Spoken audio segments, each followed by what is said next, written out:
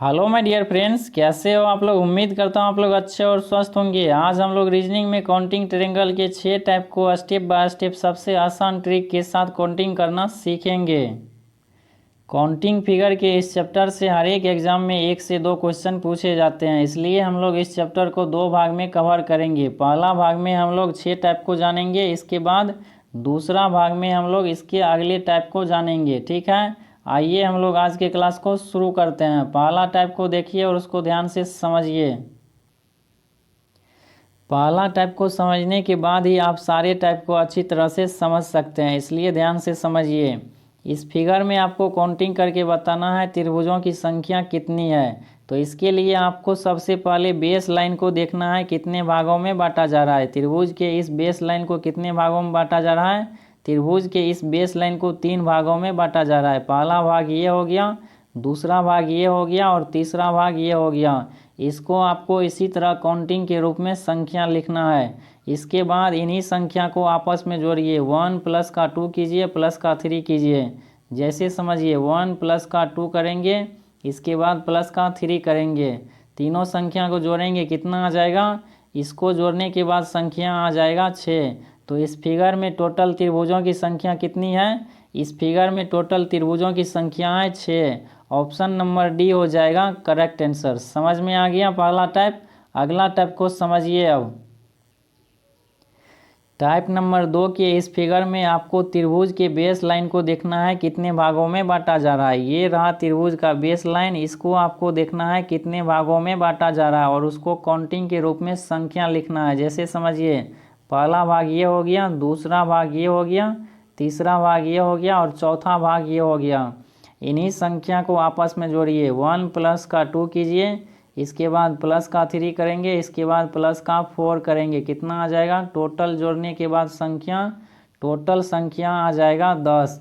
इसको आपको क्या करना है उसको समझिए। अब 10 तो यहाँ से आ गया, इस बेस लाइन से 10 त्रिभुज।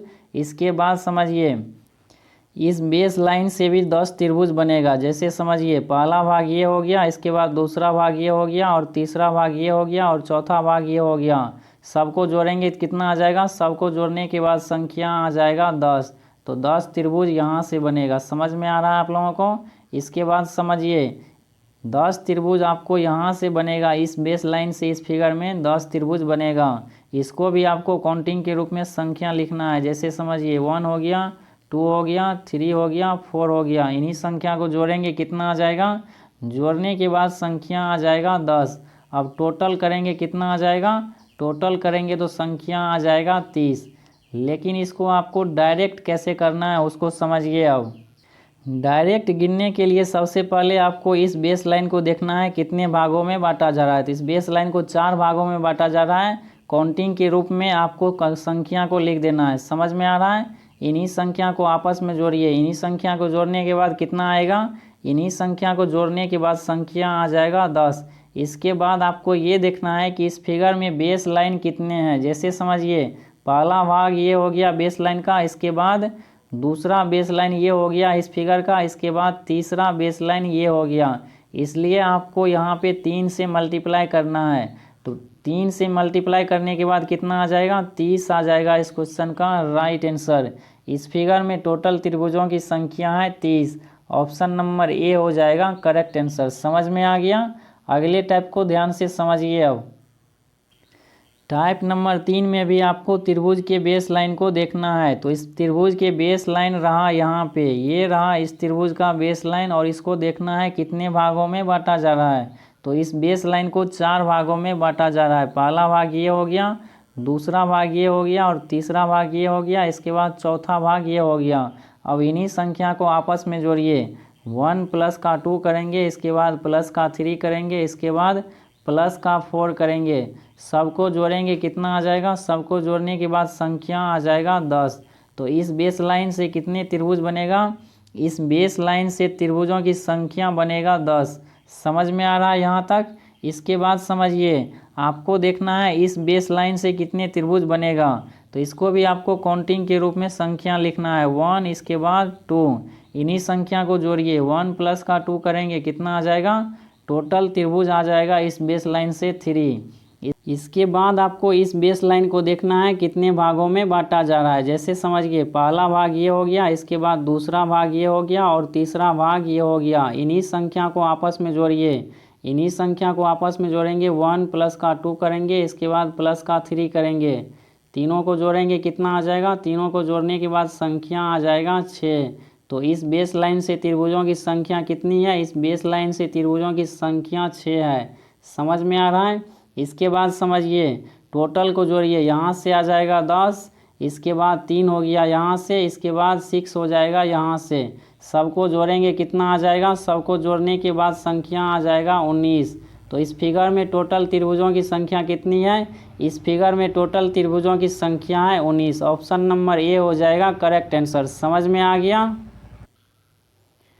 ट्रायंगल काउंटिंग के टाइप नंबर 4 को ध्यान से समझिए। इस फिगर में भी आपको त्रिभुज के बेस लाइन को देखना है कितने भागों में बांटा जा रहा है। त्रिभुज के इस बेस लाइन को कितने भागों में बांटा जा रहा है, त्रिभुज के इस बेस लाइन को 3 भागों में बांटा जा रहा है। पहला भाग ये हो गया, दूसरा भाग ये हो गया और तीसरा भाग ये हो गया।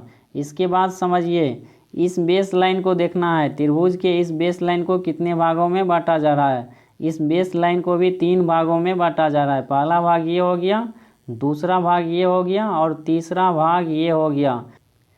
दोनों बेस लाइन का कॉमन भाग क्या है, दोनों बेस लाइन का कॉमन भाग है 3। इसी 3 का आपको करना है क्यूब। 3 का क्यूब कितना होता है, 3 का क्यूब का मतलब होता है 3 को 3 बार मल्टीप्लाई करना, 3 को 3 बार मल्टीप्लाई करके लिखना।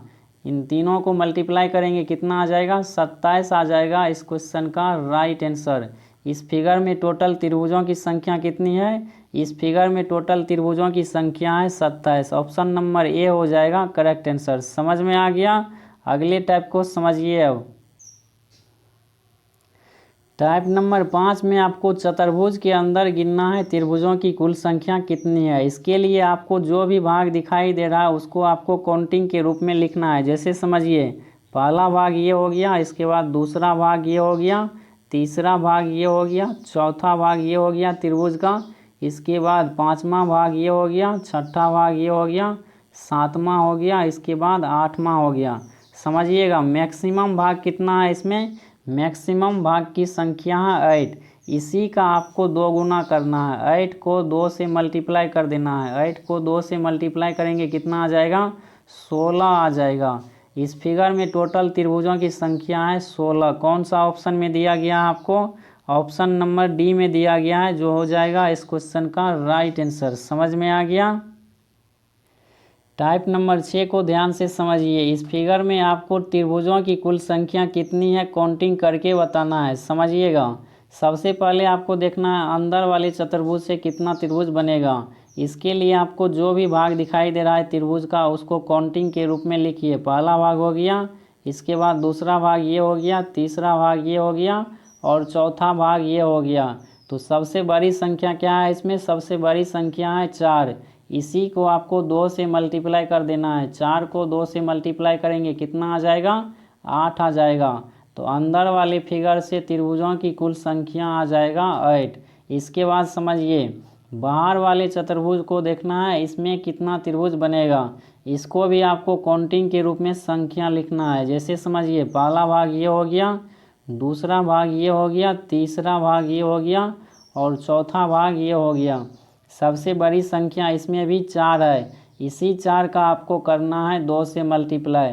4 को 2 से मल्टीप्लाई करेंगे संख्या आ जाएगा 8। अब समझिएगा, दोनों को जोड़ेंगे कितना आ जाएगा, 8 प्लस का 8 करेंगे कितना आ जाएगा, 16 आ जाएगा। इस फिगर में टोटल त्रिभुजों की संख्या है 16। ऑप्शन नंबर डी हो जाएगा करेक्ट आंसर। समझ में आ गया। अगला क्वेश्चन आप लोगों के लिए है। इस फिगर में आपको काउंटिंग करके बताना है त्रिभुजों की कुल संख्या कितनी है।